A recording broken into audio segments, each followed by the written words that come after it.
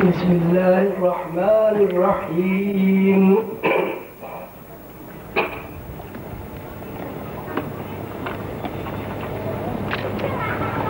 يسألونك عن الروح قل الروح من أمر ربي وما أوتيتم من العلم إلا قليلا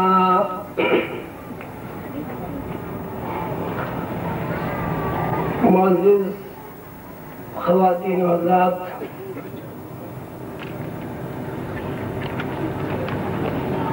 اساتذہ کرام، محترم دوستو، عزیزو،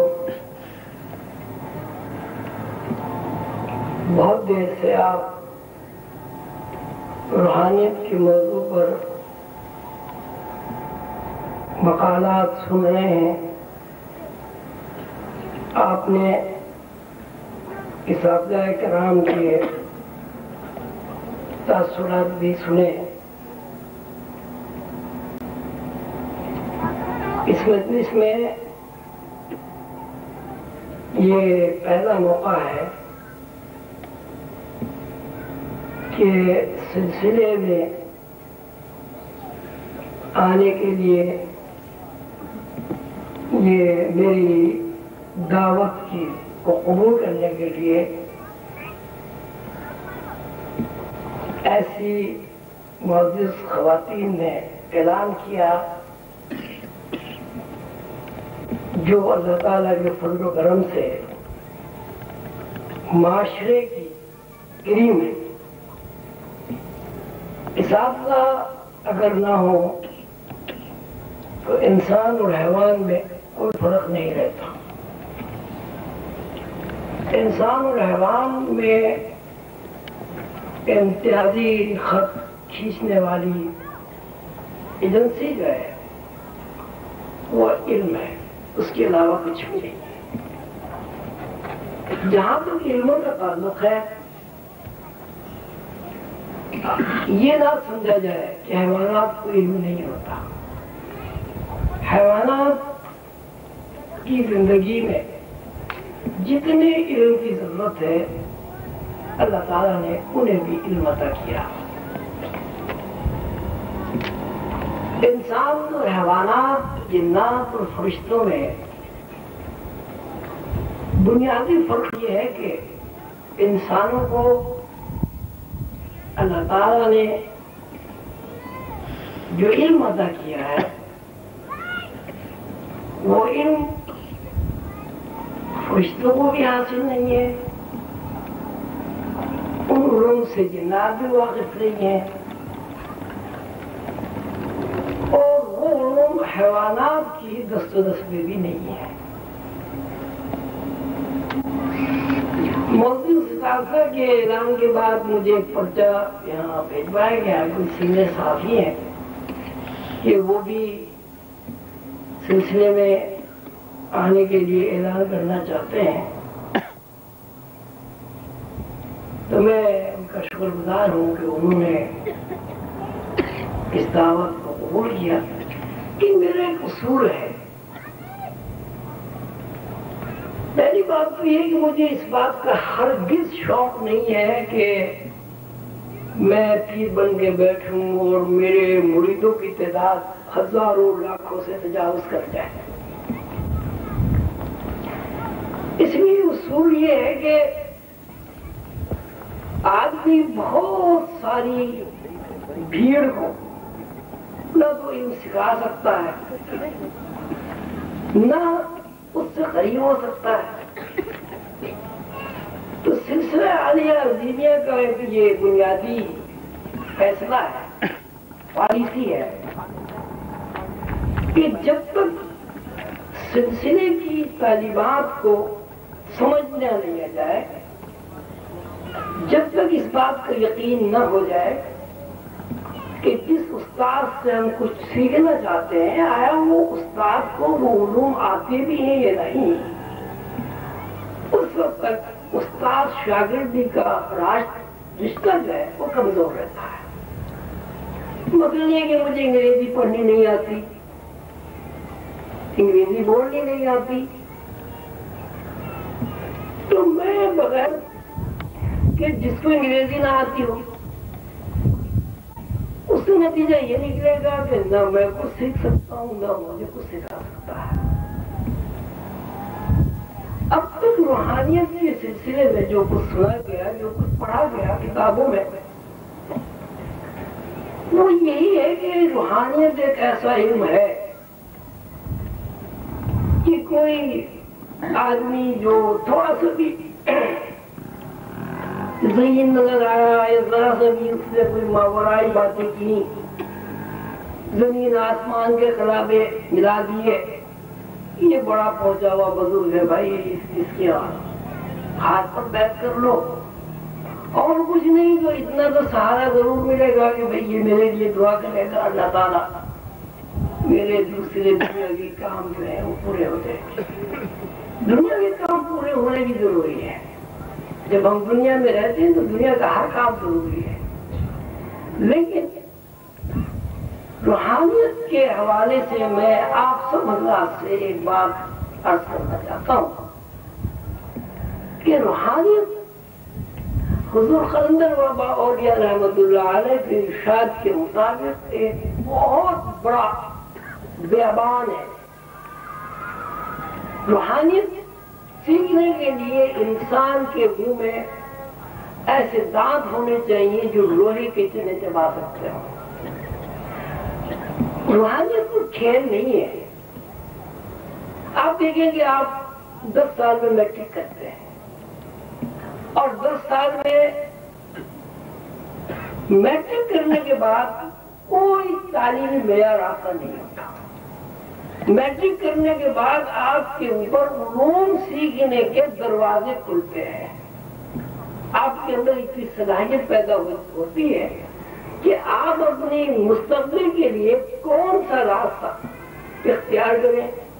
آپ کو انجینئر بننا ہے، آپ کو ڈاکٹر بننا ہے، آپ کو کیا بننا ہے، 10 سال میں آپ اس قابل ہوتے ہیں کہ آپ اپنے بارے میں، مستقبل کے بارے میں ایک آپ فیصلہ کرتے ہیں، لیکن اس فیصلے میں بھی آپ کی والدین کی بھی مرضی شامل ہوتی ہے، اساتذہ کرام کی بھی مرضی شامل ہوتی ہے، حالات بھی دیکھنے پڑتے، شوق بھی دینے بحث آ جاتا۔ تو 10 سال کے طویل عرصے میں آدمی اس قابل ہوتا ہے کہ وہ اپنے لیے کوئی فیصلہ کرے کہ مجھے زندگی میں کیا کرنا ہے، مستقبل میں کون سا شعبہ مجھے اختیار کرنا ہے۔ تو جب یہ عارضی زندگی کے لیے آپ کو 10 سال لگانے پڑتے ہیں اس کام کے لیے کہ آپ اپنی زندگی کے بارے میں کوئی فیصلہ کر سکیں، تو روحانی علوم تو عارضی نہیں ہے۔ روحانی علوم تو ازل سے ہے، ابد تک رہیں گے اور ابد الاباد تک یہ علوم جاری و ساری رہتے ہیں۔ حضور قلندر بابا میرے مرشد کریم نے فرمایا مجھ سے ایک دفعہ کہ میں نے ان سے عرض کیا تھا کہ یہ جو کتابوں میں لکھا ہے کہ فلاں بزرگ جو ہے صاحب مقام تھے، فلاں بزرگ جو ہے منزل رسیدہ تھے، بلا شبہ وہ بزرگ ہیں، اللہ والے ہیں۔ تو انہوں نے فرمایا کہ بھائی منزل بھی ہوتی ہے، مقام بھی ہوتا ہے، مقام اولیاء اللہ کا بھی ہے، مقام رسولوں کا بھی ہے، لیکن جہاں انبیاء کرام علیہ السلام کے علوم کا تذکرہ وہ اللہ تعالیٰ فرماتے ہیں تلک الرسل فضلنا بعضکم علی بعض، یعنی بعض رسولوں کو بعض رسولوں پر فضیلت حاصل ہے۔ جیسے آپ نے سنا ہوا کہ حضرت آدم علیہ السلام کا مقام پہلا آسمان ہے، حضرت موسیٰ علیہ السلام کا مقام تیسرا آسمان ہے، حضرت عیسیٰ علیہ السلام کا مقام 5واں آسمان ہے، وغیرہ وغیرہ۔ حضرت ابراہیم علیہ السلام کا مقام بیت المعمور ہے۔ تو یہ جو مقام کا تعین ہے یہ دراصل انبیاء علیہ السلام کی علوم کا تذکرہ ہے جو اللہ تعالیٰ نے انہیں درجہ بندی کے ساتھ عطا کیا۔ سیدنا حضور صلی اللہ علیہ وسلم کے بارے میں آپ سب جانتے ہیں، سارے مسلمان اس بات سے واقف ہیں کہ سیدنا حضور صلی اللہ علیہ وسلم کا مقام مقام محمود ہے، اور وہ اتنا بڑا مقام ہے کہ جس کے آگے اللہ کے علاوہ کچھ نہیں۔ تو کسی شاعر نے بہت اچھا کہا، بعد خدا بزرگ تو ہی قصہ مختصر، کہ اللہ کے بعد اگر کوئی بزرگ ہو سکتا ہے تو وہ حضور پاک صلی اللہ علیہ وسلم۔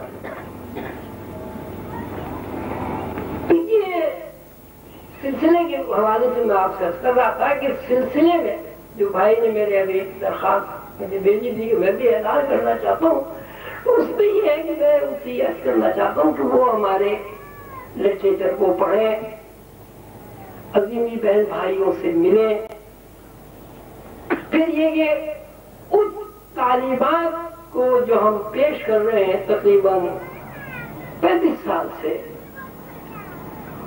اس کو مطالعہ کرنے کے بعد یہ دیکھیں کہ کیا اس میں ایسی کوئی بات ہے کہ جس کو پڑھ کر، سیکھ کر، سمجھ کر، گہرائی میں تفکر کر کے کسی نتیجے پر بندہ پہنچ سکتا ہے، تو اس کے بعد پھر بسم اللہ کریں۔ یہ تمام حضرات سے میری ایک عمومی درخواست ہے۔ ابھی میں نے علم کے حوالے سے، کیونکہ آپ نے اب تک ساری علمی گفتگو سنی، روح کا بھی ذکر سنا، جسم کا بھی ذکر سنا، سیدنا حضور صلی اللہ علیہ وسلم کی شان اقدس میں خوبصورت مدح سنی، نعتیں سنی، یہ سارے علم ہے جو آپ کے گوش گزار ہوا۔ اسی علم کے حوالے سے میں نے قرآن پاک کی ایک آیت تلاوت کا عن الروح، اے پیغمبر صلی اللہ علیہ وسلم، آپ سے لوگ روح کے بارے میں پوچھتے ہیں، لوگ آپ سے یہ پوچھتے ہیں محمد صلی اللہ علیہ وسلم روح کیا ہے، یا سلون کا روح، لوگ آپ سے روح کے بارے میں سوال کرتے ہیں کہ روح کیا ہے۔ روح آپ فرما دیجئے، آپ فرما دیجئے کہ روح میرے رب کے امر سے ہے، قل الروح من امر ربی، کہ روح میرے رب کے امر سے ہے۔ وما اوتیتم من العلم الا قلیلا، اور روح کے بارے میں جو علم دیا گیا ہے وہ کم ہے، قلیل ہے۔ اس آیت مبارکہ میں جب آپ تفکر کریں گے تو یہ بات سامنے آئے گی کہ روح کا علم تو ہے، لیکن روح کا علم جتنا انسان کو دیا گیا وہ کم ہے۔ اب جب علم کے بارے میں آپ غور کریں گے کہ کم ہے، تو علم تو دنیاوی علوم کے بارے میں بھی آپ اگر غور کریں گے تو کوئی آدمی دنیا میں تمام علوم پر فوقیت حاصل نہیں کر سکتا۔ انجینئرنگ میں آپ چلے جائیں وہ ختم نہ ہونے والا علم ہے، سائنس میں چلے جائیں وہ ختم نہ ہونے والا علم ہے، یہ آپ پھول پھلواری میں چلے جائیں وہ علم ختم ہونے والے، جس علم میں بھی آپ چلے جائیں گے وہ علم ختم ہونے والا ہے۔ اس بات کو اللہ تعالیٰ نے بھی فرمایا کہ سارے سمندر روشنائی بن جائے، سارے سمندر جو دنیا میں 3 حصے پانی ہے، 3 حصے پانی ہے، ایک حصہ زمین خشک ہے، کہ سارے سمندر روشنائی بن جائے، زمین پر موجود تمام درخت قلم بن جائے۔ اب آپ غور فرمائیے، اگر بڑا درخت آپ کاٹے اور کاٹ کر اس کے قلم بنائیں، یقیناً ایک درخت میں 1 لاکھ کے قریب تو قلم بن جائے گا، بڑے درخت۔ تو یہاں تو اتنے درخت ہیں کہ ان کی کوئی تعداد ہی نہیں، آپ ارب نہیں کہہ سکتے، کھرب نہیں کہہ سکتے، یعنی درخت اتنی ہے کہ اعداد و شمار جو انسانی شعور میں آ سکتے ہیں وہ ختم ہو جائیں گے. درخت اتنے ہیں، ان درختوں کے قلم کتنے بنیں گے؟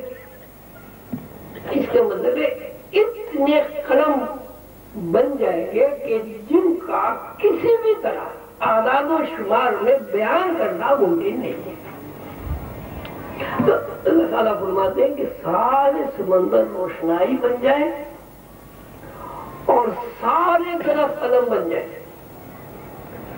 اللہ کی باتیں سے لکھنا شروع کی جائے، سارے سمندر ختم ہو جائیں گے، قلم سب ختم ہو جائیں گے، لیکن اللہ کی باتیں بھی باقی رہیں گی. وَمَا أُوتِيتُم مِّنَ الْعِلْمِ إِلَّا قَلِيلًا. روح کا علم تو دیا گیا لیکن قلیل ہے، کم ہے. اب یہ بات پہ ہو گئی کہ روح کا علم موجود ہے. دوسرا اس میں جو ایک نقطہ نکلتا ہے روحانی اعتبار سے، وہ یہ کہ روح اللہ کا امر ہے. اللہ کا امر، اللہ کا علم ہے. اللہ کا علم لامحدود ہے. جیسے میں نے ابھی آپ سے عرض کیا کہ سارے سمندر روشنائی بن جائے، سارے درخت قلم بن جائے اور اللہ کی باتیں پھر بھی باقی رہیں گی. تو اللہ تعالیٰ فرماتے ہیں کہ قلیل علم دیا گیا روح کے بارے میں، لیکن سوچنا یہ ہے کہ قلیل علم کس علم کا قلیل ہے؟ قلیل علم لامحدود علم کا قلیل ہے. لامحدود علم کا قلیل بھی لامحدود ہوتا ہے. علم جو ہے لیکن وہ لامحدود. یسألونک عن الروح، اے پیغمبر صلی اللہ علیہ وسلم آپ سے یہ پوچھتے ہیں کہ آپ ہمیں روح کے بارے میں بتائیں. آپ فرما دیجئے کہ روح میرے رب کے امر سے ہے، اور امر رب کا جو علم ہے وہ دیا تو گیا ہے لیکن قلیل دیا گیا ہے، تھوڑا ہے. ظاہر ہے خالق اور مخلوق کا معاملہ ہے. خالق اور مخلوق میں ہم فرق ہے کہ خالق کی خالقیت کو مخلوق کیسے سمجھ سکتی ہے؟ مخلوق کو تو خالق سمجھتا ہے، لیکن مخلوق خالق کی خالقیت کو کیسے سمجھتا ہے؟ مثلا ہمیں تو یہ بھی پتا نہیں ہے.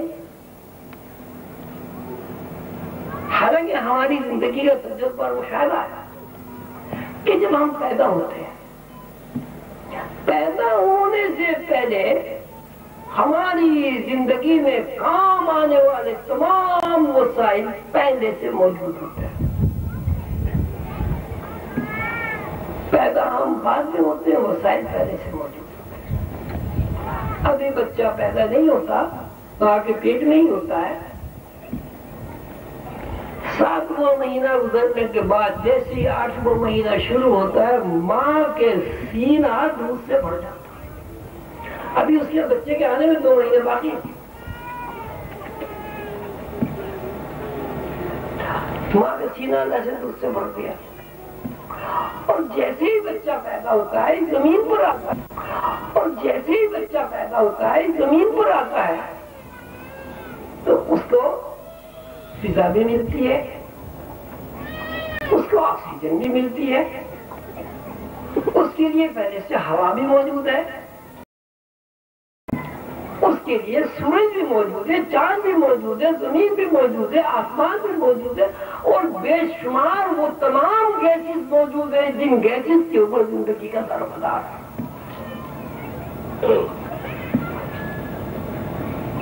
10 سال 12 سال 15 سال 18 سال تک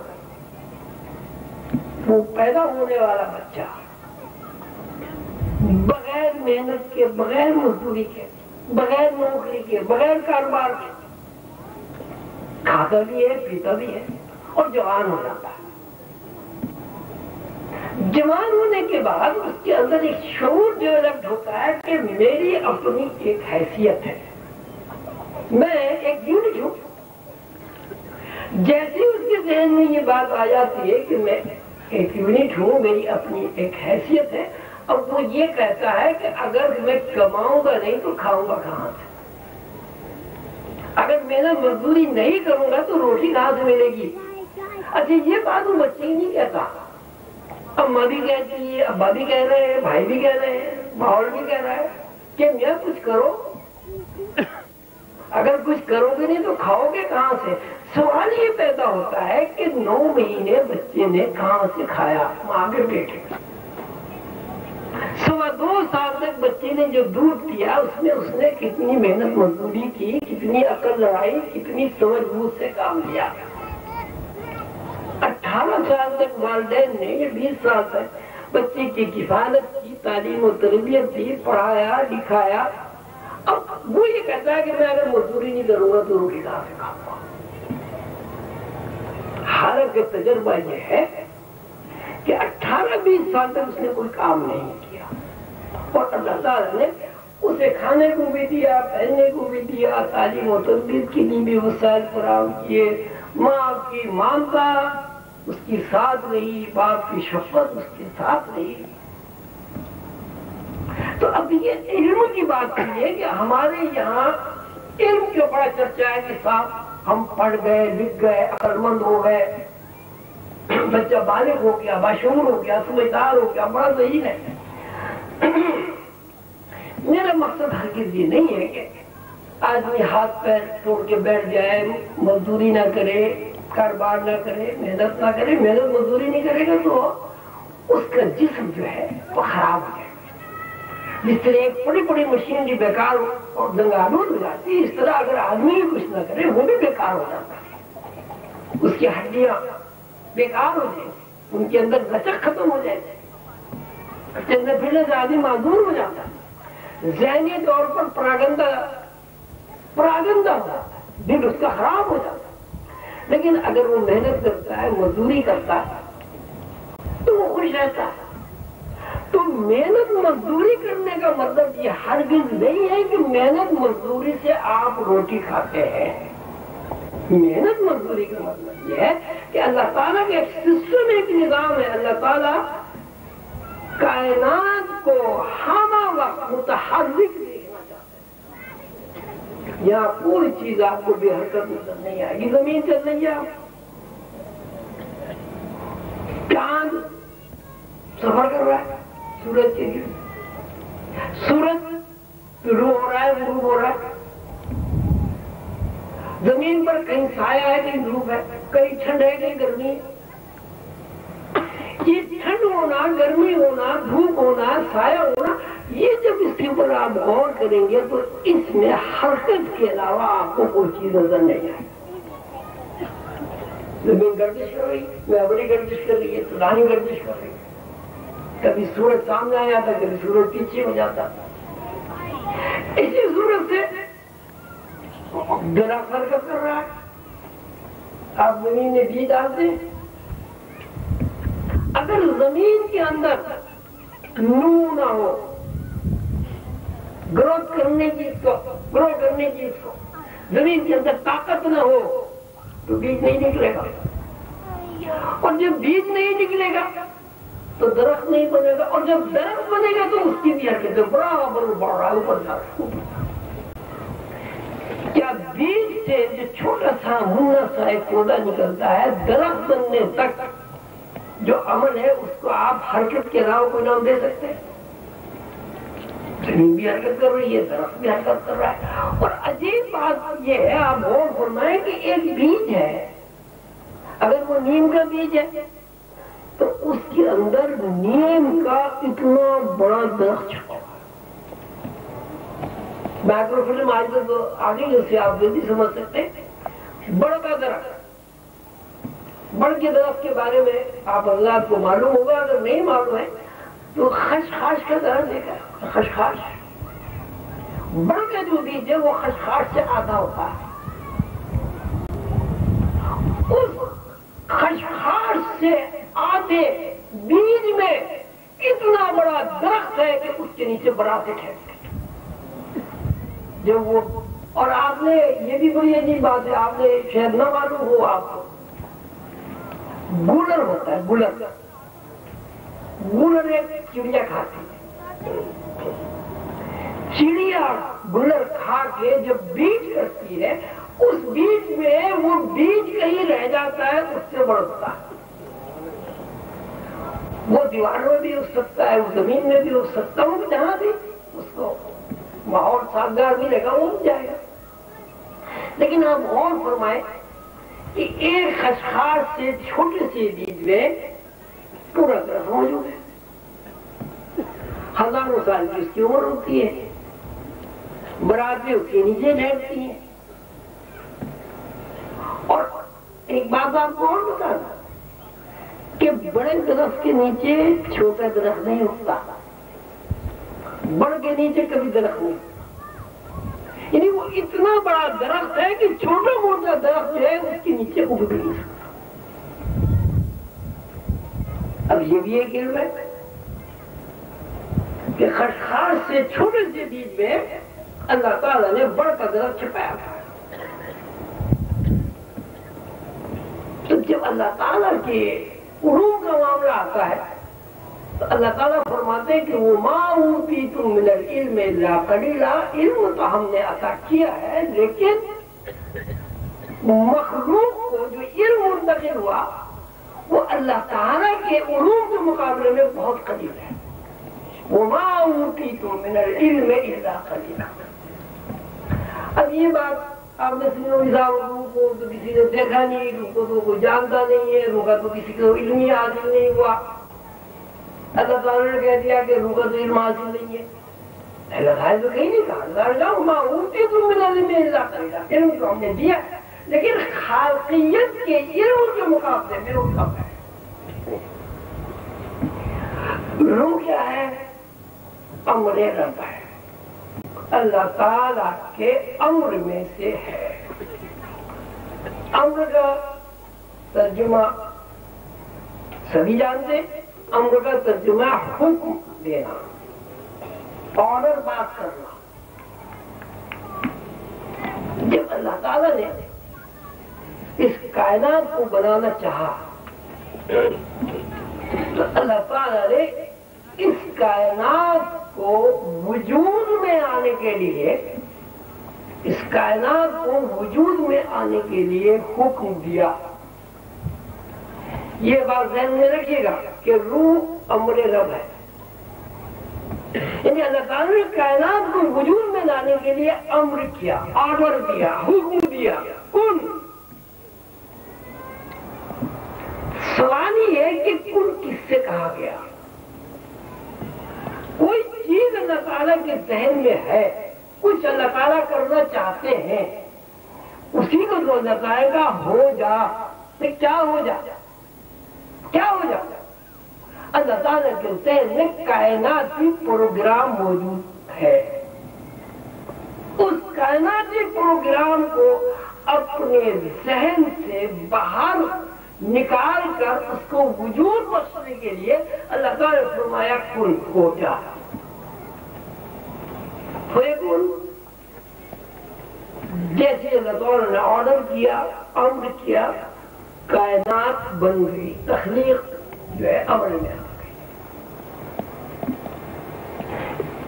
یسألونک عن الروح، اے پیغمبر صلی اللہ علیہ وآلہ وسلم، ہمارے محبوب دوست، یہ لوگ آپ سے روح کے بارے میں پوچھتے ہیں، آپ ان سے کہیں کہ روح میرے رب کے امر سے ہے۔ امر کیا ہے؟ انما امرہ اذا اراد شیئا ان یقول له کن فیکون۔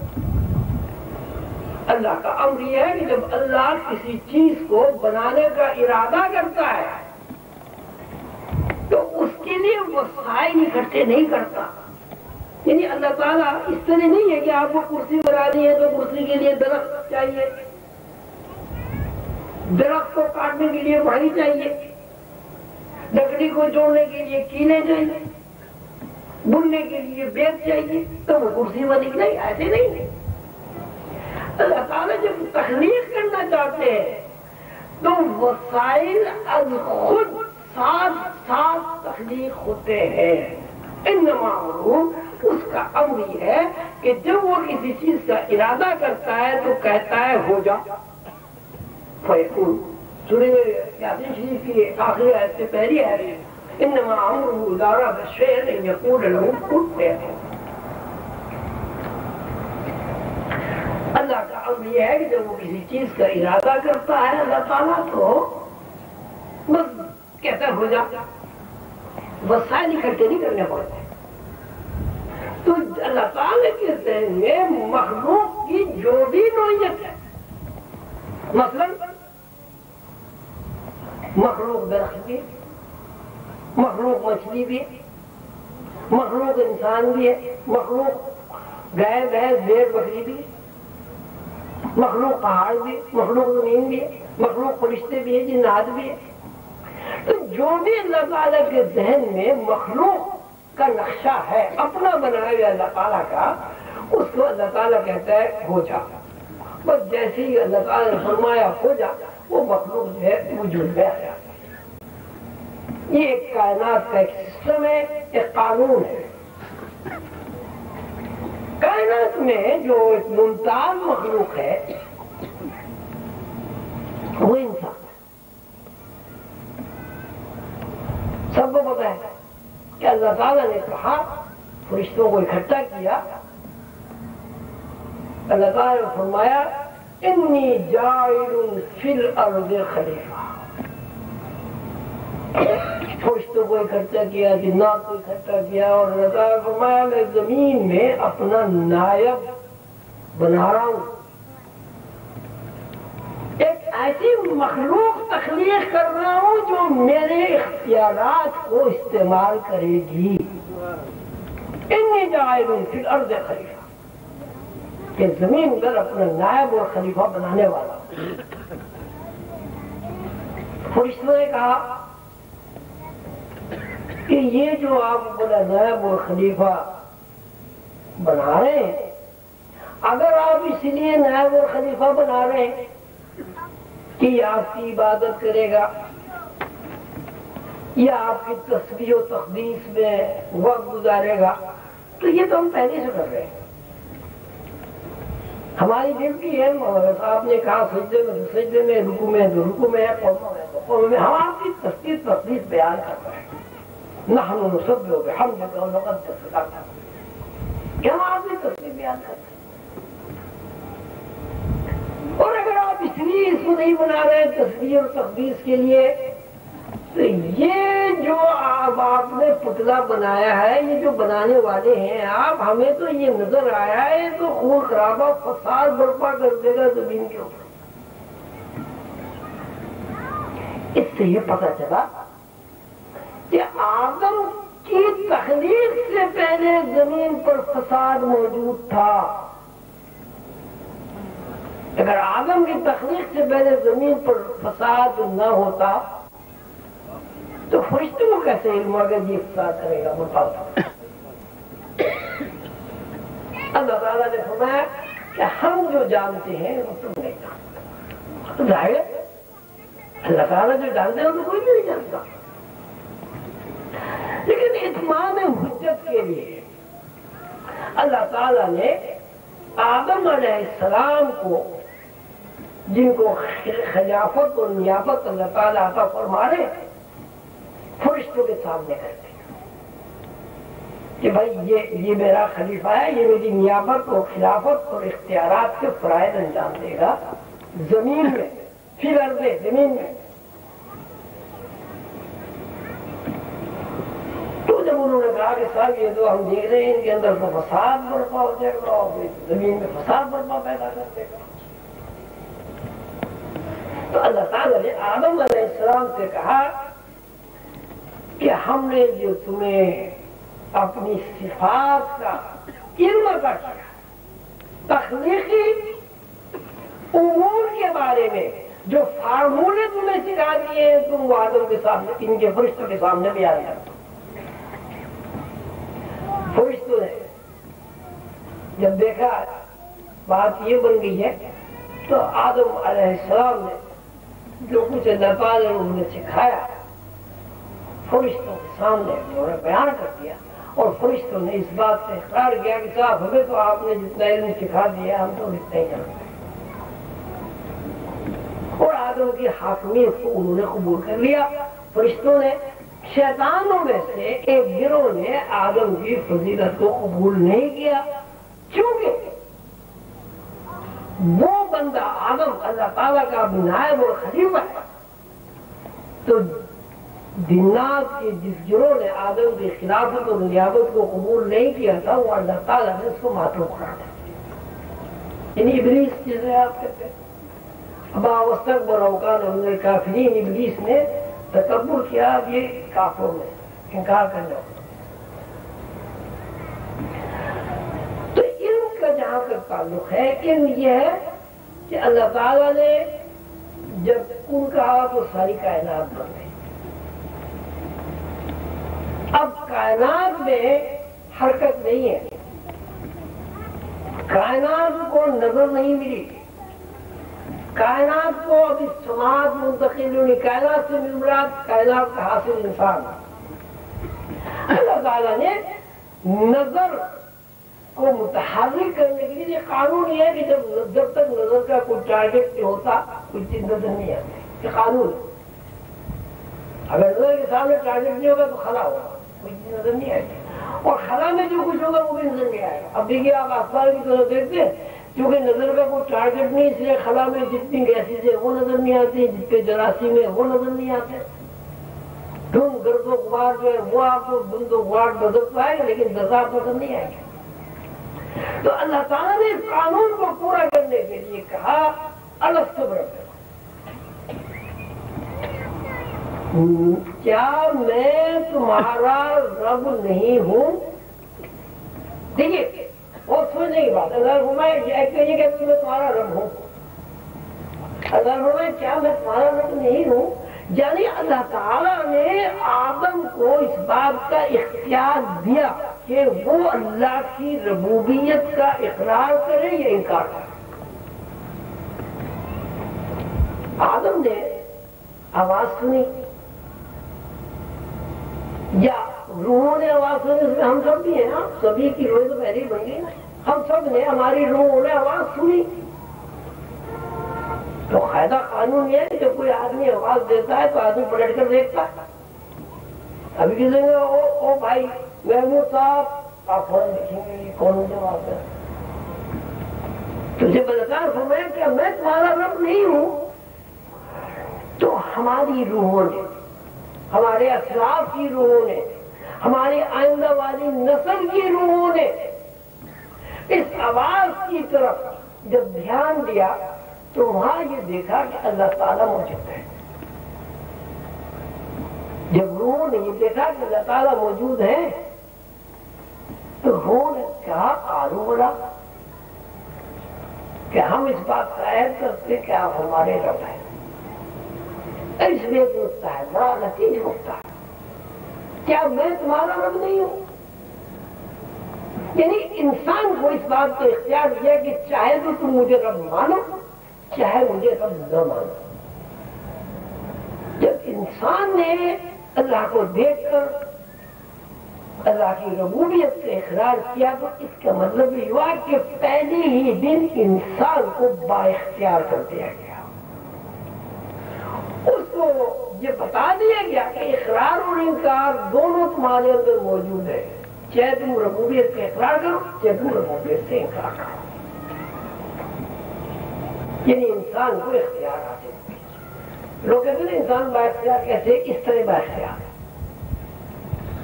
اچھا، اب جب اللہ تعالیٰ کو دیکھ لیا، پہلے تو اللہ تعالیٰ کی آواز سن لی، پھر اللہ تعالیٰ کو دیکھ لیا، یعنی جب آواز سنی تو سماعت پیدا ہو گئی، جب دیکھا تو آنکھیں بن گئی، بصارت پیدا ہو گئی۔ اب اقرار یا انکار دونوں چیزیں تھی، اب آپ نے اقرار کیا، انکار کو رد کر دیا تو کیوں نہ آپ کے اندر سمجھ پیدا ہو گئی، عقل پیدا ہو گئی۔ جب آپ نے دیکھ کر اقرار کر لیا تو اس سے مطلب قوت نطق پیدا ہو گئی، آپ بولنے بھی لگے۔ اللہ تعالیٰ اس بات کو قرآن پاک میں فرماتے ہیں تم ہماری سماج سے سنتے ہو، ہماری بصارت سے دیکھتے ہو، ہمارے نفس سے دیکھتے ہو، ہمارے لفظ سے چھوٹے ہو، تمہارے پاس تمہاری کوئی چیز۔ اب وہ قالو بڑا کہ جی ہاں ہم اس بات کا اقرار کرتے ہیں کہ آپ ہمارے لگ رہے۔ جب اقرار کر دیا تو ظاہر ہے ہم نے اس بات کو تسلیم کر لیا کہ ہم مخلوق ہیں اور اللہ خالق ہے۔ مختصر میں کرتا ہوں، یہ بہت ہو گئی۔ تو اب اس کا مطلب یہ ہوا کہ ہماری روح اللہ کو دیکھ چکی ہے، ہماری روح اللہ کی آواز سن چکی ہے، ہماری روح نے رد کرنے یا قبول کرنے کا فیصلہ ازل میں کر لیا ہے۔ اب روح جس طرح بھی آئی، بڑا لمبا کوشش ہے، اس دنیا میں آ گئی۔ اس دنیا میں آنے کے بعد اس نے اپنے اوپر ایک چولا پہن لیا۔ چولے سے مراد لباس، یعنی روح نے اپنے اوپر جسم کا ایک لباس پہن لیا، لیکن یہ لباس ذاتی حرکت نہیں رکھتا۔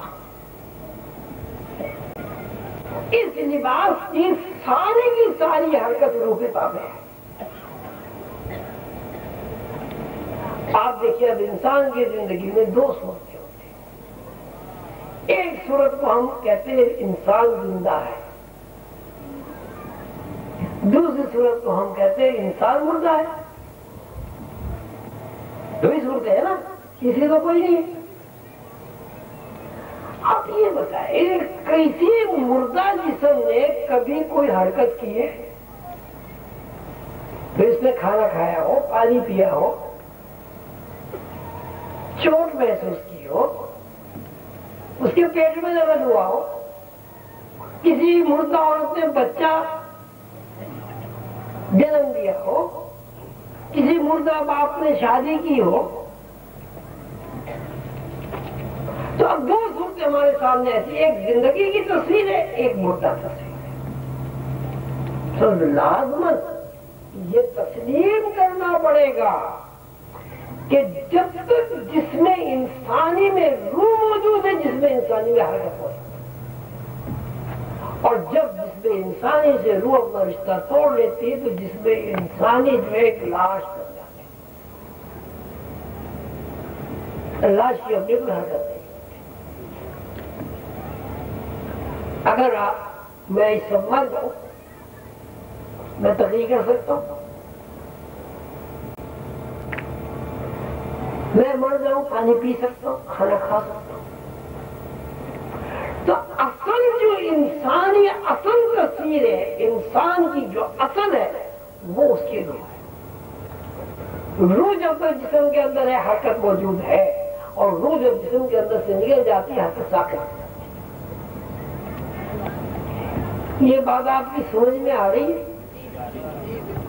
نہیں سمجھ میں آئے تو میں اور زیادہ تشریح کروں گا۔ آ رہی؟ تو اس مطلب میں آپ اصل کیا ہے؟ روح ہے نا جی، بھائی سب بولے نا کیا ہے؟ جسم ہے، روح ہے۔ تو آپ کی روح تو اللہ کو دیکھ چکی ہے، اللہ کی آواز بھی سن چکی ہے، اللہ کی ربوبیت کے اقرار بھی کر چکی ہے، تو آپ کیوں نہیں دیکھ رہے؟ آپ کیوں نہیں اللہ کی آواز سن رہے؟ سوال ہے، بتائیں بھائی کیوں اللہ کو نہیں دیکھ رہے؟ جب آپ کی اصل روح ہے اور آپ روح کے علاوہ کچھ نہیں، جسم جو ہے آپ کا ایک میڈیم ہے، ایک چولا ہے، ایک لباس ہے، تو جب آپ اللہ کو دیکھ چکے ہیں، اللہ کو سن چکے ہیں، اللہ کی ربوبیت کا اقرار کر چکے ہیں، اب آپ کیوں نہیں دیکھ رہے اللہ کا؟ بتائیں بھائی، سوچ کے بتائیں۔ بیداری کی آواز کی نفی نہیں کرتے ہم، اس لیے اللہ کو ہم اس لیے نہیں دیکھ رہے کہ ہم اپنی روح کو بھی نہیں دیکھ رہے۔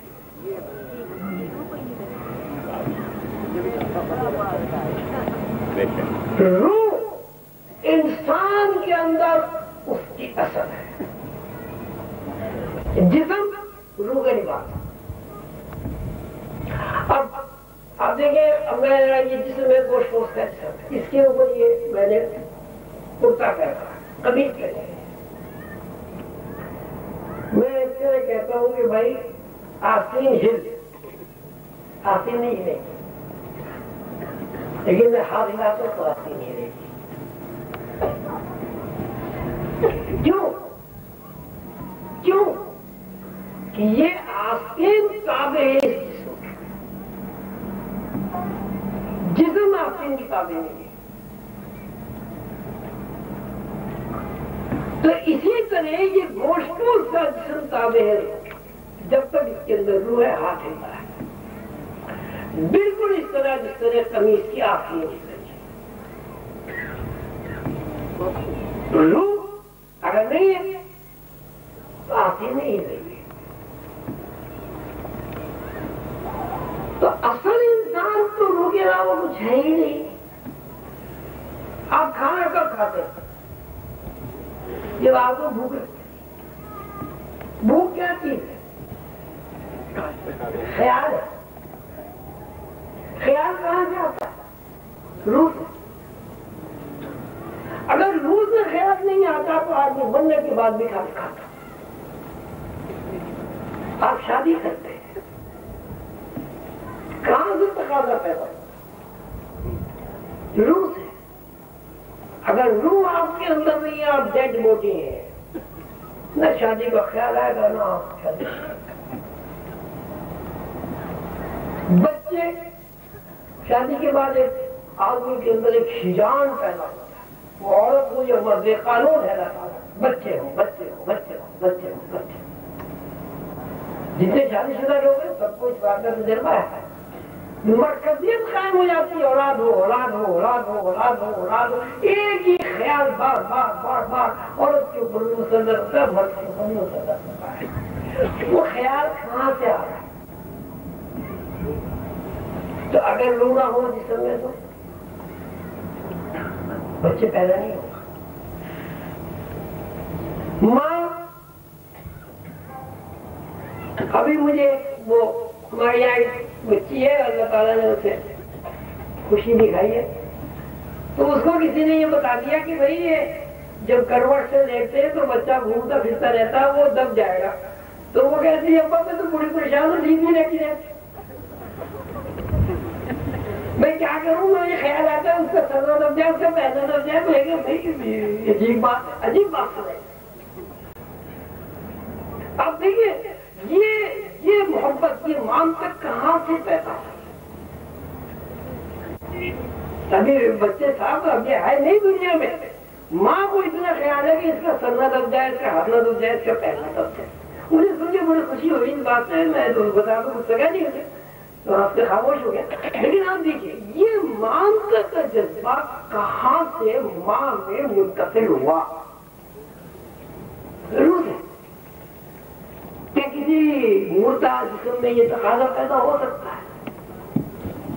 تو آپ یہ بتائیں 55 سے لے کے 60 سال یا 80 سال کی زندگی میں کوئی ایک کام، آپ نے لاکھوں کام کیے ہوں گے، کوئی ایک کام ایسا بتائیں جو روح کے تقاضے کے بغیر آپ نے کیا ہو۔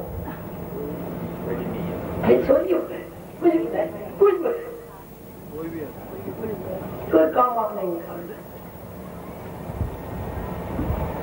یہ جو آپ کا یہ جو مادی وجود ہے، گوشت پوست کا جو جسم ہے آپ کا، یہ محض ایک میڈیم ہے۔ روح ہوگی تو جسم حرکت کرے گا، روح نہیں ہوگی تو جسم حرکت نہیں کرے گا۔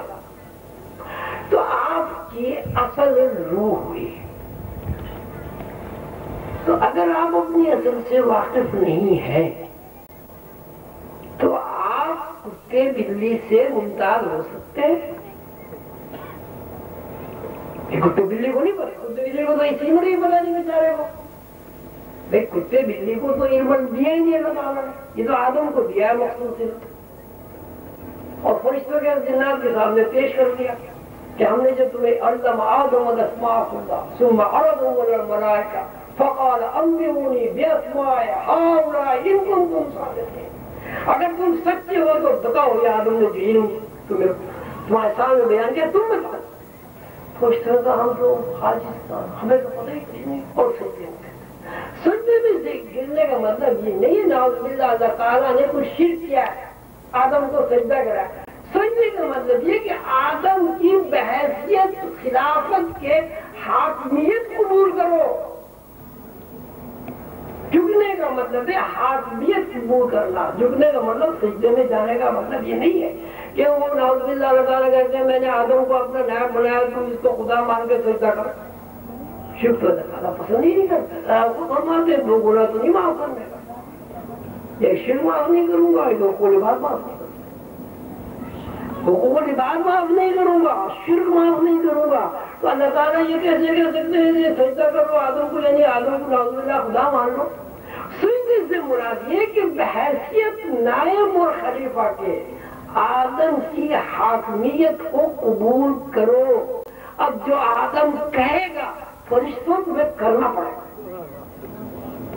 اب جو آدم کہے گا جنات پر اس کی تعمیل لازم ہے.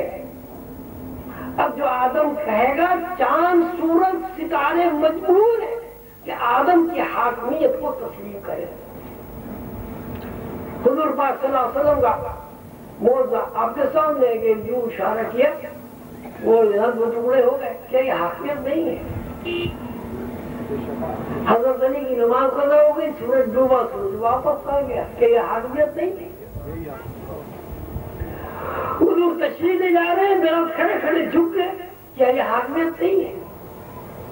ککڑی حضور نے پکڑی پتھر بول رہے لا الہ الا اللہ محمد رسول اللہ لا الہ الا اللہ. کیا یہ حاکمیت نہیں ہے؟ رسول اللہ صلی اللہ علیہ وسلم چونکہ اللہ کے وہ برگزیدہ اور محبوب بندے ہیں کہ جن کے اوپر نبوت بھی ختم ہو گئی. انعام و اکرام میں اللہ تعالیٰ نے تکمیل کر دی. الیوم اکملت لکم دینکم واتممت علیکم نعمتی ورضیت لکم الاسلام دینا. اے پیغمبر صلی اللہ علیہ وسلم آج کے دن ہم نے ہمارے پاس جتنی نعمتیں تھی سب تمہارے اوپر نچھاور کر. نہ صرف یہ کہ ہم نے تمہارے اوپر ساری نعمتیں نچھاور کر دی ہم تم سے راضی ہو گئے. رضیت لکم الاسلام دینا کہ تم جس راستے پر جس طرز فکر پر اس وقت موجود ہو یہ ہماری رضامندی ہے. ہم تم سے راضی ہیں. اللہ تم سے راضی ہو.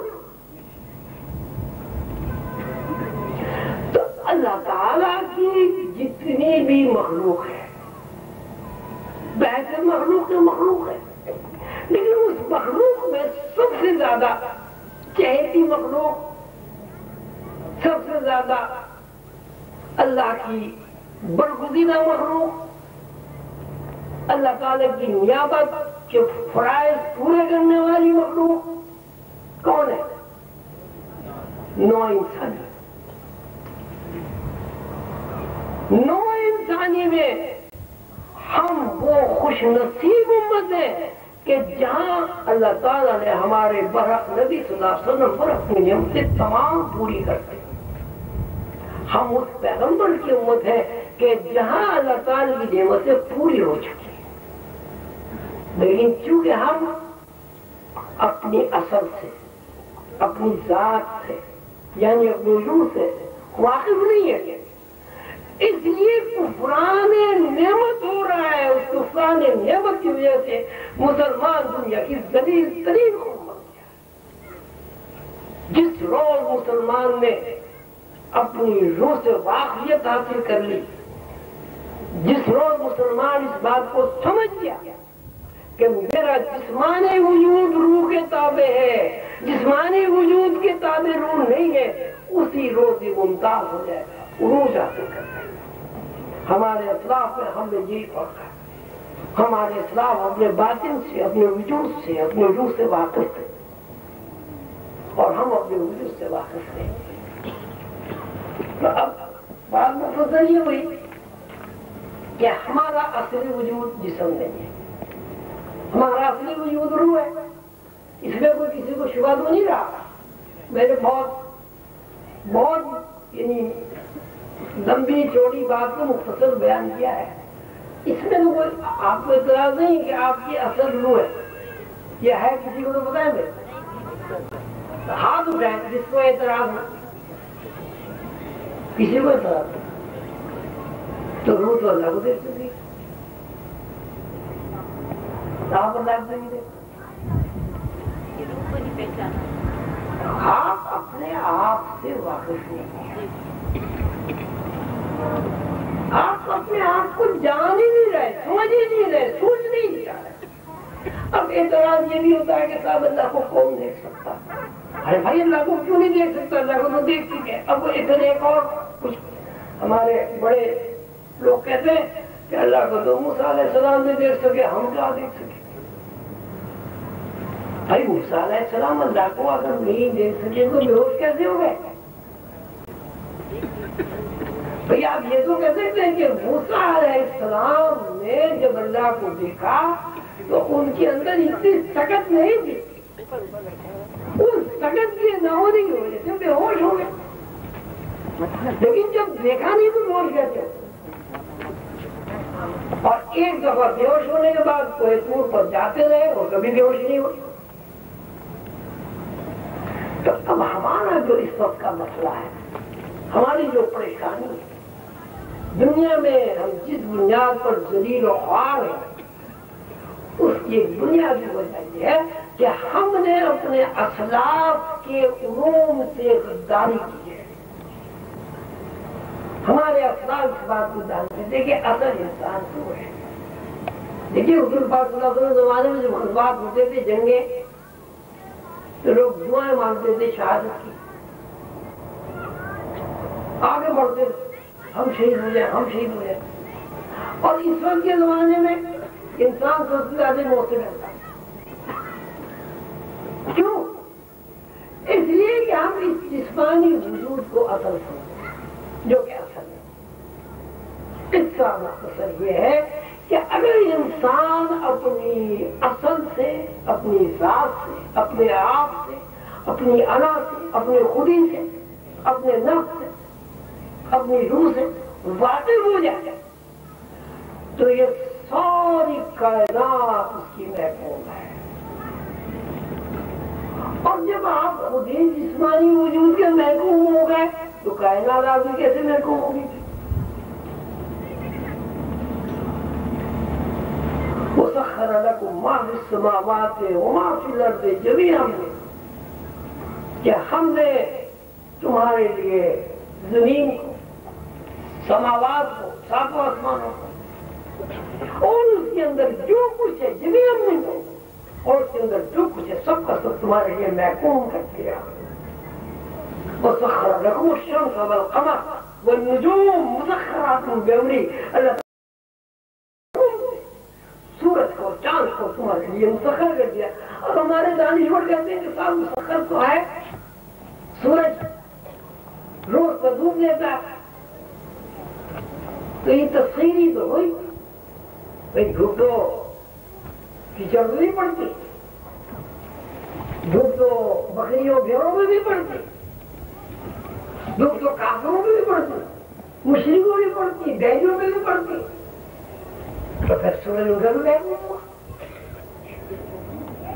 محکوم میں سے یہ مراد نہیں ہے کہ طلوع سورج ہوگا اور غروب ہوگا اور آپ کو دھوپ دے گا. دھوپ تو سانپ بچھو کھل کھجورے اشراط العرب کی چڑھ گندگی غلاظت سب میں دھوپ پڑ رہی ہے. سورج تو سب کو احتیاط کر رہا ہے. اس کا مطلب ہے سورج محکوم ہو گیا.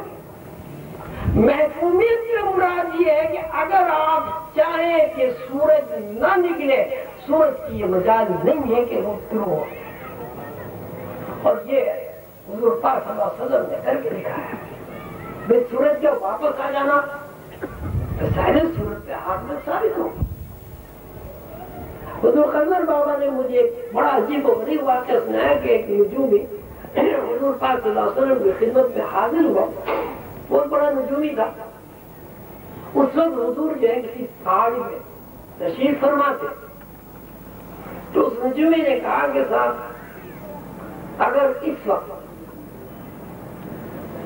आपके पैर का पहाड़ पर नक्श आ जाए, यानी पहाड़ मुंह बन जाए, तो मैं इस्लाम में हुजूर ने बिस्मिल्लाह रहमान रहीम करके पैर उठा के पहाड़ पर रखा। हुजूर पाक सल्लल्लाहु अलैहि वसल्लम ने जैसे ही पहाड़ पे पैर रखा तो उस नजूमी ने उधर आसमान में देखा, और फिर नीचे देखा तो पहाड़ पर हुजूर के पैर का नक्श था। पहाड़ मोम हो गया, वो मुसलमान हो गया। लोगों ने कहा कि भाई जब हुजूर ने पैर रखा तुमने ऊपर क्या देखा? तो उसने कहा कि एक मखसूस सितारा है, उस सितारे की ये खुसूसियत है कि जब वो किसी आदमी के सर पे साया फिगन होता है तो उस आदमी के अंदर ये सलाहियत होती है कि उसके पैर के नीचे पहाड़ पत्थर मोम बन जाता है। मैंने ये देखा कि ये सितारा इस वक्त यहाँ 1 लाख साल के बाद आना था इस पहाड़ से। जैसे हुजूर ने बिस्मिल्लाह पढ़ के पैर रखा, वो सितारा तेजी से आया, हुजूर पाक सल्लल्लाहु अलैहि वसल्लम के सर पे थोड़ी देर ठहरा हुआ। ये तस्वीर है, ये हाकमियत है। हम अंबिया की तरह तो नहीं हो सकते, लेकिन अंबिया के नक्शे कदम पर चल सकते हैं, उनकी तजफीर तो हासिल कर सकते हैं। हुजूर पाक सल्लल्लाहु अलैहि वसल्लम का सारा इन मुसलमानों का विरसा है। अगर हम उस मस्जिद से पैदा नहीं उठाएंगे, मालूम अल्लाह कुरान पाक में फरमाता है इन्नल्लाह ला युगय्यिरु मा बिक़ौमिन हत्ता युगय्यिरु मा बिअनफुसिहिम। कौमों को यह है कि भाई अगर वो अपनी तब्दीली चाहेंगी तो तब्दीली हो जाएगी, नहीं चाहेंगी नहीं।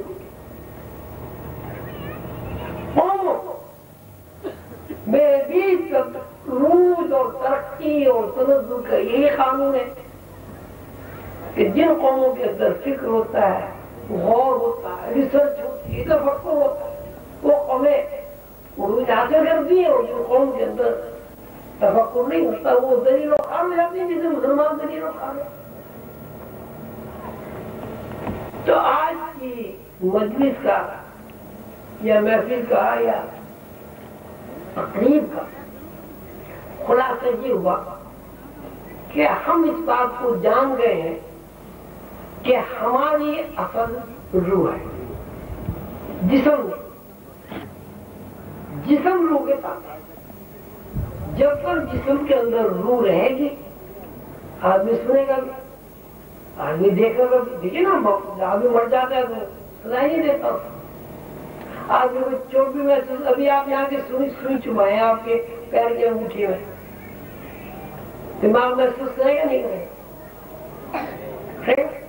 और एक मरे हुए आदमी के टुकड़े करते हैं आप गड़ा से, वो महसूस करेगा? क्यों? तो असल जिस्म हुआ कि रूह ही। तो अब जब आपकी समझ में ये बात आ गई, अब बहैसियत हुजूर पाक सल्लल्लाहु अलैहि वसल्लम की उम्मती के आपके ऊपर ये फर्ज हो गया कि आप अपनी रूह से, अपने असल से वाकिफ होने के लिए जद्दोजहद और कोशिश करें। जब तक इल्म नहीं होता आदमी काबिल माफी होता है। अब आपको इल्म हो गया, अगर आपने अब अपनी रूह को तलाशा, अगर आपने अब अपनी असल को तलाश नहीं किया तो ये फिर अल्लाह जाने आप अल्लाह ताला अपने बंदे भेजते रहते, और उन बंदों की ये ड्यूटी है कि इंसानों को असल बात बता दी जाए। जब इंसान को ये बता दिया जाता है कि ये जहर है, इसके खाने से आप मर जाए, सचिया को ये बता दिया आपको सचिया खाने मर जाएगा, आप फिर भी सचिया खाए तो आप मर जाए। अब आपका ये फर्ज है कि आप इस मादी जिस्म को, फिजिकल बॉडी को रूह का लिबास समझे, اصل آپ کی روح ہے.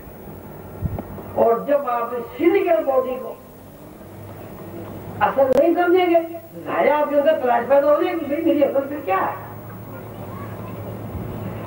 ایک بیٹا اسے پتہ ہی نہیں اس کا باپ کون ہے، کیا وہ اطمینان سے حاصل ہو سکتا ہے یا معاشرے میں اسی کو عزت ہو سکتی ہے؟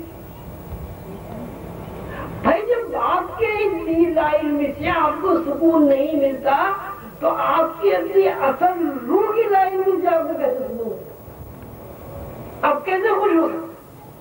آپ تو اصل سے فرار اختیار کر رہے، بھاگ رہے. یہ تو یہ سوچ. اب یہ کہ اصل سے واقفیت کیسے حاصل کی جائے،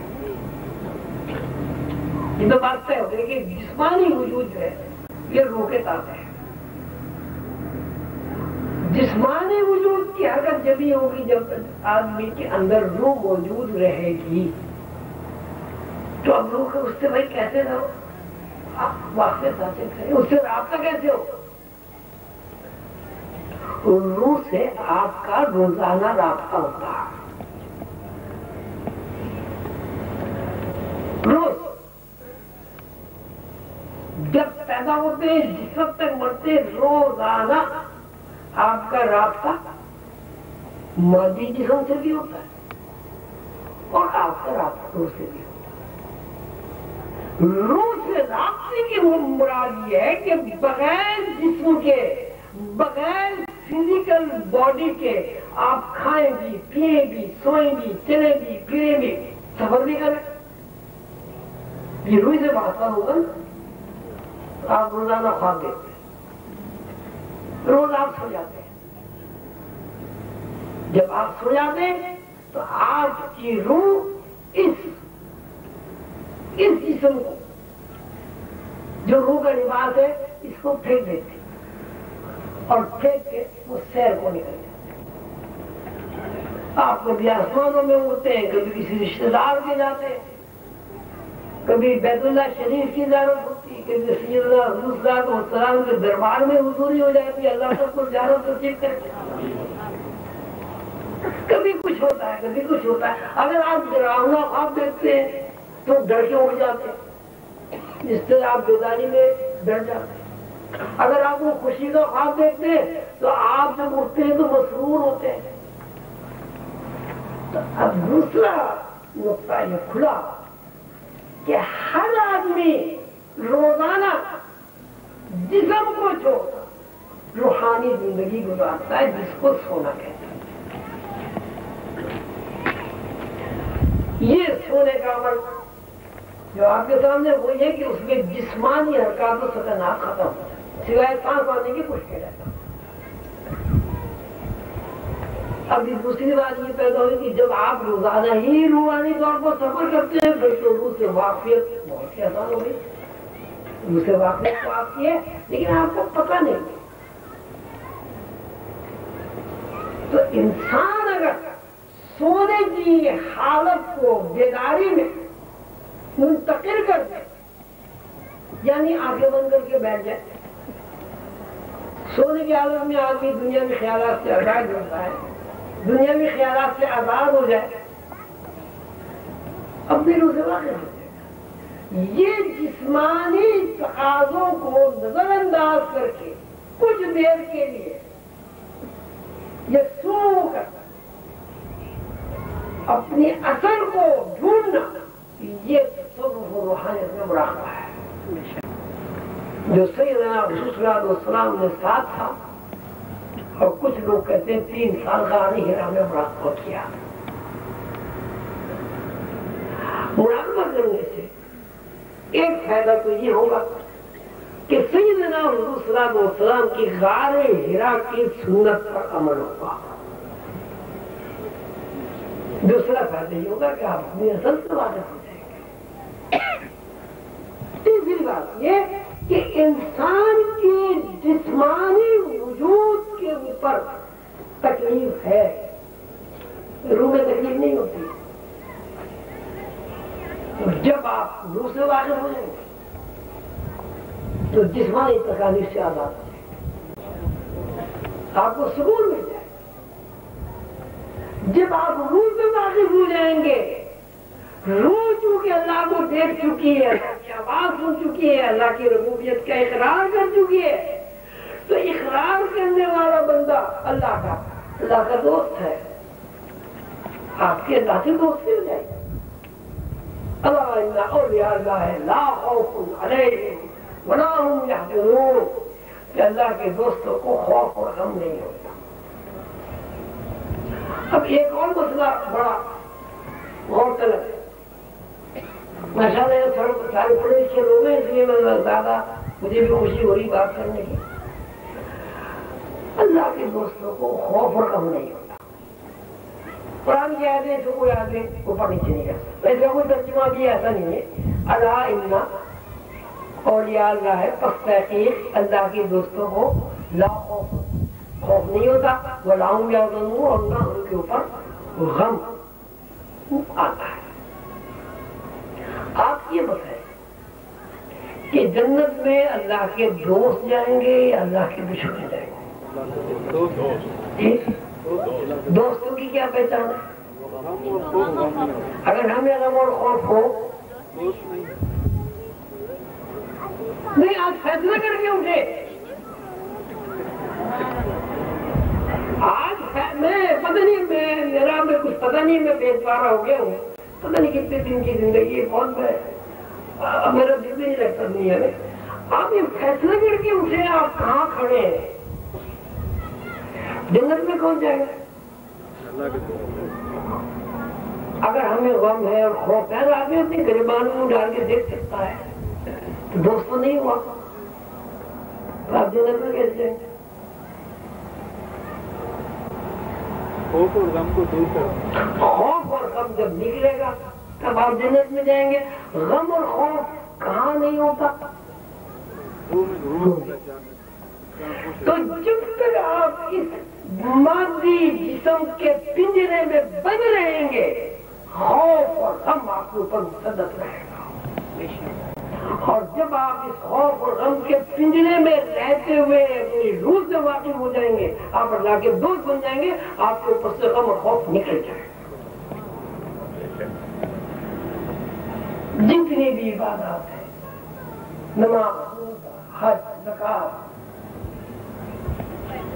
اس کی حکمت پر اگر آپ غور کریں،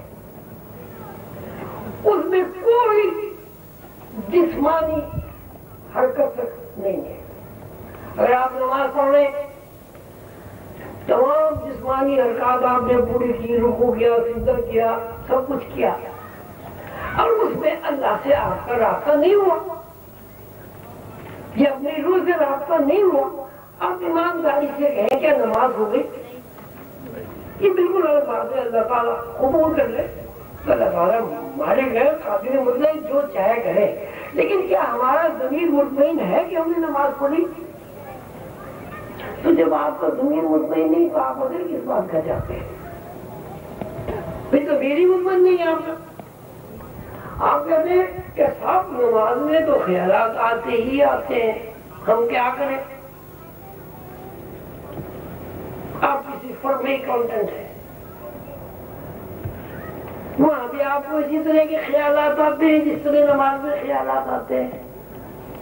وہ کمپنی کے ڈائریکٹران آپ کو کتنے دن ملازم رکھیں گے؟ جی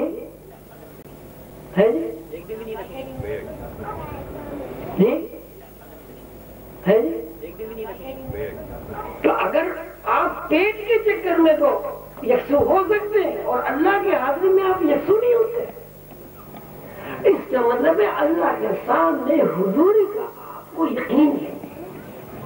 جس روز یقین ہو گیا اس روز اکاؤنٹنسی میں تو آپ کو خیال آ سکتا ہے، نماز کا خیال نہیں۔ اب آپ کہیں گے اللہ ہے کہاں؟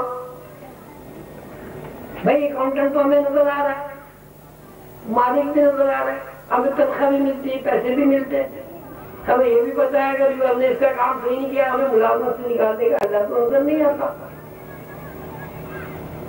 اب اللہ تعالیٰ کیا فرماتے ہیں اپنے بارے میں یہ بھی سن لیجیے۔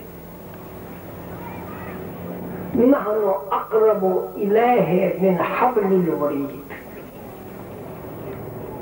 کہ میں تو تمہاری لگے جان سے بھی زیادہ قریب ہوں، تم مجھے تلاش تو کرو۔ الا انہ بکل شیء محیط، اللہ ایک دائرہ ہے اور تم اس میں بند، اس دائرے سے تم باہر نہیں نکل سکتے۔ جہاں تم ایک ہو وہاں دو اللہ ہے، جہاں تم ایک ہو وہاں دوسرا اللہ ہے، جہاں تم دو ہو وہاں تیسرا اللہ ہے۔ اور دیکھیے قرآن شریف میں نظارہ فرماتے ہیں وہ فی انفسکم افلا تبصرون، وہ فی انفسکم، میں تمہارے نفسوں میں ہوں، میں تمہارے اندر بیٹھا ہوا ہوں، افلا تبصرون، تم مجھے دیکھتے کیوں نہیں ہو؟ کیوں نہیں دیکھتے؟ تو اللہ تو دور نہیں ہے، ہو رہا اللہ ہی کرتا ہے، اللہ ہی اللہ ہی اللہ ہی بات، اللہ کی سماعت سے سنتے ہو۔ اللہ نے آپ کو بتایا، اللہ نے کہا رسول ربکم، تو جب تو آپ کے کان بنے، اس آواز کو جب آپ نے دیکھا اور اللہ کو نظر آیا جب آپ کی آنکھیں بنی، جب آپ نے اللہ کو دیکھ کے اس کی ربوبیت کے اقرار کیا تب آپ کا حلق بنا، تو آپ کیسے اللہ کو نہیں دیکھ سکتے؟ کیوں نہیں دیکھ سکتے؟ اللہ کے نور کہاں دور؟ اللہ تعالیٰ کہتے ہیں میں مومن کا دل میرا گھر ہے، اور یہاں گھر میں ہر چیز مل جائے گی، سیاست بھی مل جائے گی، فلم انڈسٹری بھی مل جائے گی، کاروبار بھی مل جائے گا، جھوٹ فریب مکاری ہر چیز مل جائے گی، اگر نہیں ملے گا تو اللہ نہیں ملے گا۔ میں نے اپنے اماں جی سے انتقال ہو گیا، اللہ انہیں مغفرت فرمایا ان کی، میں نے ایک سوال کیا، آپ ہم کہہ رہے تھے آپا جی ایک بات میری سمجھ میں نہیں آتی، بہت دن سے میں سوچ رہا ہوں۔ تو بھائی کیا بات ہے؟ جی میں یہ سوچ رہا ہوں کہ جب سے میں نے ہوش سنبھالا میں نے یہی سنا دنیا کیا کہے گی، میں نے کسی سے یہ نہیں سنا کہ اللہ کیا کہے گا، دنیا کیا کہے گی، دنیا نے کبھی کسی کو اچھا نہیں کہا، دنیا کی فکر میں پڑا ہوا ہے دنیا کیا کہے گی، یہ نہیں ہم سوچتے کہ اللہ کیا کہے گا۔ اللہ کی نعمت میں تو کھاتے رہتے، پانی مفت، زمین مفت، ابھی زمین پہ گھر بناتے ہیں زمین کتنے پیسے دیتے، دھوپ مفت، چاندی مفت، ہوا مفت ہے، آکسیجن مفت، ماں کا دودھ مفت ہے، باپ کی کمائی مفت ہے، آپ کے اندر جو مشین بھی چل رہی ہے اس کو چلانے کے لیے آپ کیا محنت کرتے ہو بتائیں؟ دل چل رہا ہے، پھیپڑے چل رہے ہیں، گردے چل رہے ہیں، دل خون پمپ کر رہا ہے، پھیپڑے خون صاف کر رہے ہیں، گردے شکر کر رہے ہیں، مسالہ اپنا کام کر رہا ہے، تلی اپنا کام کر رہی ہے، ٹکٹا اپنا کام کر رہا ہے، ایک چیز خراب ہو جائے پھر دیکھیں کیا آپ اللہ کو پیسے دیتے ہیں؟ میں نے وہاں میں حساب لگایا تو میں اس فیکٹری میں چلا گیا تھا، یہ ہمارا جو ہڈیوں کا اسٹرکچر ہے پنجرا، انہوں نے ساری ہڈیاں بنا لی، 2 کروڑ روپے کی آتی ہیں، ہر انسان روزانہ اللہ میاں کے 2 کروڑ روپے استعمال کر رہا ہے، اور کچھ ہم سیٹ ہی کر رہا ہے کہ سیٹ روٹی دے رہا ہے، سیٹ ناراض ہو جائے گا تو تنزل ہو جائے گا، نوکری چھوٹ جائے گی، اور سیٹ کو کون دے رہا ہے؟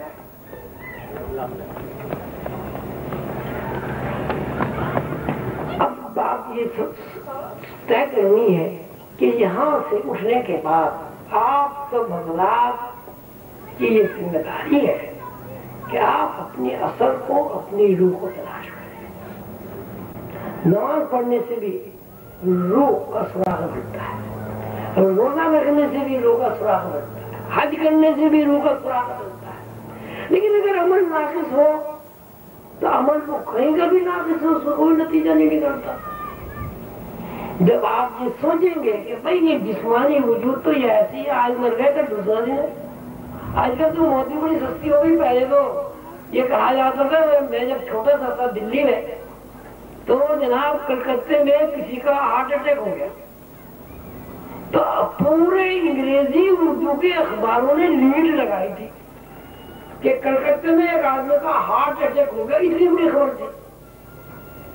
اب تو نہ بچے کا پتا, نہ جوان کا پتا, نہ بوڑھے کا پتا, اس کا ہارٹ اٹیک ہو گیا, ہارٹ اٹیک ہو گیا, اس کے گردے خراب ہو گیا. یہ سب بھی اسی لیے کہ ہم مادیت میں گرفتار ہو گئے. ہم دنیا کو تو سب کچھ سمجھتے ہیں لیکن دنیا بنانے والے کو کچھ نہیں سمجھتے. یہی ہماری بدنصیبی ہے. آپ حضرات اپنے گھروں میں رات کو سونے سے پہلے درود شریف پڑھ کے یا حج یا قیوم پڑھ کے جتنا بھی پڑھیں, 100 دفعہ پڑھیں, 11 دفعہ پڑھیں, آنکھیں بند کر کے بیٹھیں اور اپنے آپ کو, اپنی روح کو, اپنی اصل کو, اپنے نفس کو تلاش کریں. اب یہ خیال کریں, آنکھیں بند کر کے بیٹھ جائیں اور یہ سوچیں میرا دل ہے اور اللہ نے کہا میں دل میں رہتا ہوں. کہاں ہے اللہ؟ مجھے نظر آنا چاہیے. کب تک نظر نہیں آئے گا؟ اللہ کا ہے اندر. اس میں آپ کا کوئی خرچہ بھی نہیں ہے, کوئی اتنی محنت بھی نہیں ہے. بھائی سونے سے پہلے 15 منٹ یہ طے کر لیں کہ آندھی ہو, برسات ہو, بارش ہو, نہ ہو, گرمی ہو, سونے سے پہلے 15 منٹ اللہ کے حضور حاضری ضرور دیجیے. اور وہ حضور حاضری اس طرح ہوگی کہ میرا دل ہے اس میں اللہ ہے. میں آنکھیں بند کر کے بیٹھا ہوں, یا اللہ تو مجھے نظر آ جائے تو میرے دل میں ہی تو ہے, یا اللہ تو مجھے نظر آ جائے, یا اللہ یعنی اللہ کو دیکھنے کی کوشش. یہی ہو رہا ہے. اللہ تعالیٰ ہم سب کو توفیق دے کہ ہم یہ بہت چھوٹا تھا, جس اللہ نے آپ کو 2 کروڑ روپے کی مفت مشین ہی دی ہے, جس اللہ نے اس مشین کو چلانے کے لیے ایندھن فراہم کیا ہے, توانائی آپ کو دی ہے, چاند سورج ستارے اللہ نے آپ کے لیے بنائے, کیا آپ اس اللہ کے لیے 24 گھنٹے میں 15 منٹ نہیں نکالتے؟ اس سے بڑی ناشکری, اس سے بڑا کفران نعمت, اس سے بڑی جہالت, اس سے بڑا ظلم کوئی نہیں ہو سکتا. کتنے لوگ یہاں, میری بہنیں, میری بیٹیاں, میرے دوست, میرے احباب, میرے بزرگ, چھوٹے بڑے, سب یہاں سے یہ طے کر کے اٹھے کہ ہمیں سارے کام جیسے نماز بھی پڑھے, روزہ بھی رکھے, جو بھی اللہ توفیق دے رہا وہ سب کرتے رہے. سونے سے 15 منٹ اللہ کے حضور حاضری دے اور 15 منٹ صرف یہ سوچنا ہے کہ اللہ ہمارے دل میں ہے, اللہ ہمارے دل میں, اور اس کے بعد اللہ تعالیٰ آپ سب کو اور مجھے اپنے محبوب محمد رسول اللہ صلی اللہ علیہ وسلم کی زیارت سے مشرف فرمائے. اللہ تعالیٰ ہمیں صراط مستقیم پر چلائے اور ہمیں جسمانی وجود اور آپ دور دراز سے تشریف لائے. ویسے تو میں زیادہ دور دراز سے آیا ہوں, کراچی سے. آپ حیدرآباد سے آئے ہیں, آپ میرا شکریہ ادا کریں, میں آپ کا شکریہ ادا کروں. خدا